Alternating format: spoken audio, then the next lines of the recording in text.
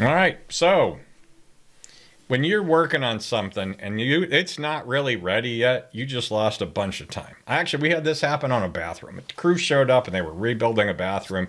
And you know what? We just weren't ready. We turned out they had forgotten to order a few things, or we just hadn't, some stuff hadn't come in yet, right? The work wasn't ready to be started. So they stood around they stood around, really not doing a lot of work because we weren't ready to get started yet. This is true for technical projects. Or the previous take of this, I was talking about alien defense grid, right? We were going to defend the solar system and also communicate with them, right? Anyway, so the idea is working on something that isn't ready is a lost opportunity to deliver something else during that time. You could be doing something else. And I'm not saying it's got to be complete, right? But it's got to be ready to be worked on. So you know what? They could gut my bathroom. That was easy. But with none of everything else, they were going to be waiting around.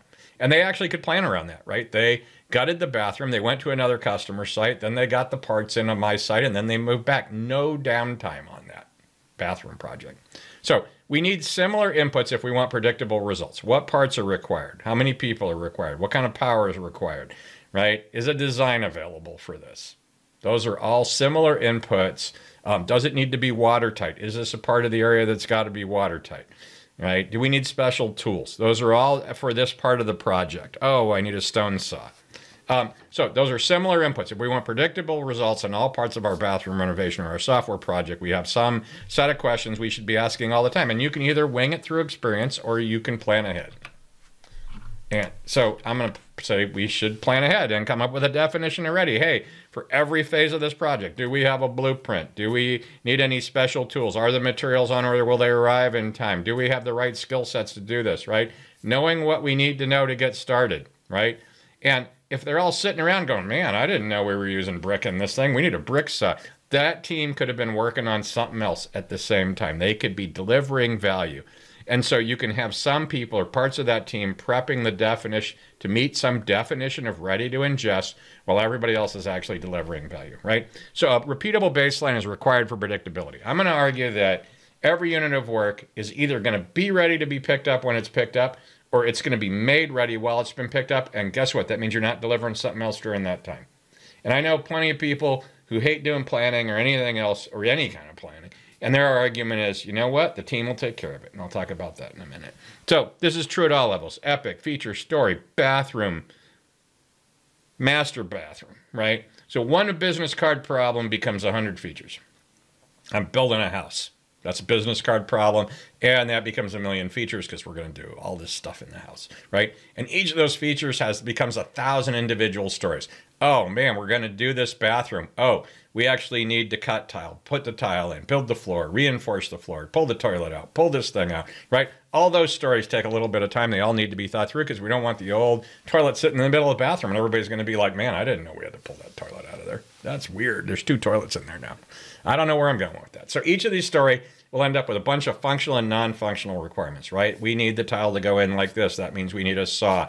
We're going to need power for that. Needing power for the saw is a non-functional requirement. Functional requirements, I got to get tile up to date, right? Every unit of work is going to have similar qualifiers that we need to know. So every component, are we going to put whatever it is, right? If we're doing software, it's the same thing. We're going to put a user interface up. We're going to put a modified user interface up. We're going to put it's going to need back-end services. What are all those qualifiers that we need to know? And if we don't plan ahead a little bit for that, all we're going to have is a 3x5 card on the wall, and we're going to be like, man, what does the breakdown for this thing look like? And for some people, that's okay because they don't care.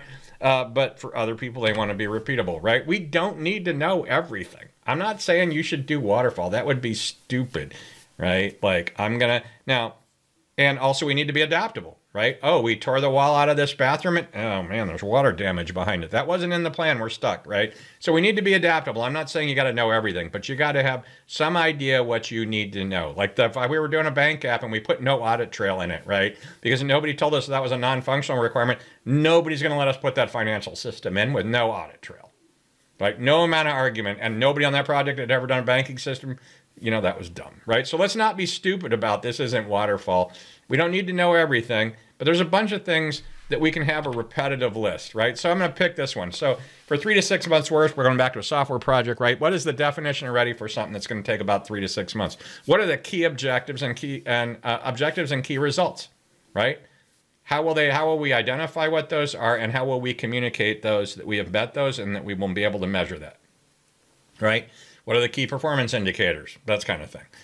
So that we know whether this thing was successful or not. I used the toilet in the bathroom, therefore it was successful, and no water flushed out all over the place. I mean, there's some OKRs for the bathroom project, right? So, and then we have the business functional requirements that are refined enough to describe the major capabilities and benefits, and those are the acceptance criteria. In the bathroom project, it's I want to be able to take a shower without everything fogging up. I don't know. That would be like my business requirement, right? And I don't slip on the floor.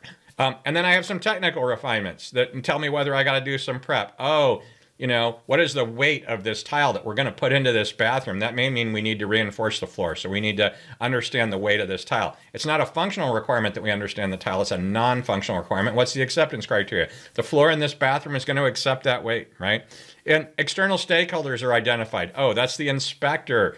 And software project, it'd be governance. It would be technical, security. In the bathroom project, it's your significant others. Are they going to like it? It's going to be the business the inspectors, and like, are there any electrical requirements that have changed, right? Is there any reinforcement that's, I don't know who those other stakeholders are, right? So we know what the non-functional requirements, if we're going to do something, what are the non-functional requirements that are going to have to be built in, because they won't show up in mock-ups. They won't show up in the design plan, right? Oh, we have load balance bearing walls. We got to worry about these other things. Is there enough juice in the house, right? All those things apply to software projects, which is really what I do mostly, because I'm not trusted with a saw. And external dependencies are captured and communicated, right? Okay, we're going to have people over, but the bathrooms are going to be down while we're doing this. We're going to have to tell them and move the party. We're going to have to do something else, right? What other external dependencies? For this thing to work, it turns out they've got to drag a new power circuit to the house because there's not enough power to power the new bathroom or something, right? What other dependencies are captured and communicated, and that dependency on that external, or the inspector's got to come out. We actually can't go to the next phase, and so we got to schedule that and communicate that the inspector is going to be there on that date, right? And that risks and open issues have been resolved and accepted. This, I don't know, that it's the middle of August and people go on vacation, and that's a risk that they won't have enough workers to complete this on the schedule we're on. Right? That's a risk. And we either resolve that by making sure they get more workers, or we accept the risk that we may be a couple weeks late because everybody's going on vacation. So the unit of work, a couple days, 2 or 3 weeks at the max, a unit of work. This bathroom is not a big enough project, but we did a whole house. We could easily do that, right? Same kind of thing. It feels a lot like the feature, right? The 3 to 6 months work there. What are the objectives and the OKRs and the key results, and how will they be identified, and how will they be communicated to people? Right? If we can't measure it, it doesn't exist. And work was broken down to a portion of that increment. I don't want to have a line item that says install toilet that takes 3 weeks, right? That doesn't make any sense. We won't be able to schedule anything else around that, right? And the non-functional requirements for that period, oh, we need to get the drain pipe moved, right? That's a non-functional requirement. Well, I guess it's functional for a toilet, but I didn't care as an owner, right? Or we had to move a door. Anyway. External stakeholders are identified, same thing in this short window. Before we knew we needed to get a permit, that was for the entire bathroom, and now I need to get 3 inspectors to come out in the next 2 weeks so that we can continue this work. And those external dependencies are captured and communicated, and we've resolved those risks. Oh, as we go into this 2-week period, turns out the tile hasn't shown up. What are we going to do about it, right? Are we just going to put it on hold? Are we going to be able to work around that? Are we going to shuffle the work in that time increment because we had this dependency? We either accept it or we call the tile people and we whine like and beat them up, right? And my argument is teams are like a big wood chipper. Your job is to keep the wood stacked up in that thing so you can keep it fed, because they're an expensive wood chipper, right? And I worked like a couple places, not where I'm at now. Man, I heard this before. The team will figure it out. Good people will just take care of it. And look, these things can happen. I'm not arguing, a great team will take care of a lot of stuff for you. They're super high performers, right? Just give the team a 3-5-5 card. They can do it. They've done it before. Yeah, that's great. What it means is you aren't fully loading that team with what you're paying them for. Now, there are certain technical situations, like a friend of mine will point this out, where people can actually get a lot of work done doing all the requirements and everything themselves. I would argue to that person and other people, I watched you waste a whole bunch of time because you didn't actually know what you were supposed to build. And so you ended up rebuilding pieces of this thing a few times when we shouldn't have had to, because you could have worked on something else while somebody else tried to understand some requirement that may have been outside of your scope. So these statements are always told to me by people who didn't know how or weren't interested in doing the drudge work of stacking the wood to run that chipper at full speed. I mean, my goal always, run the chipper at full speed, keep it fed. And this definition of ready, giving people work that met some minimum definition is the thing that does that. And I found this quote, for planning. And it's just kind of interesting. Give me 6 hours to chop down a tree. And Abraham Lincoln said he'll spend 4 hours sharpening the axe.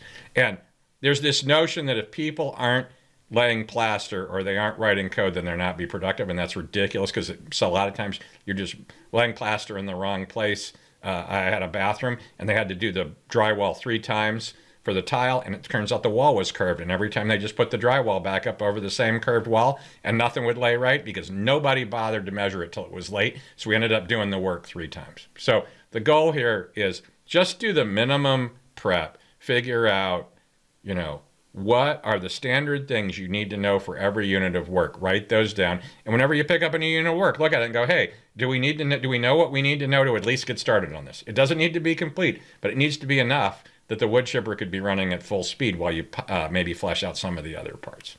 That's it. Have a great day. Go chip some wood.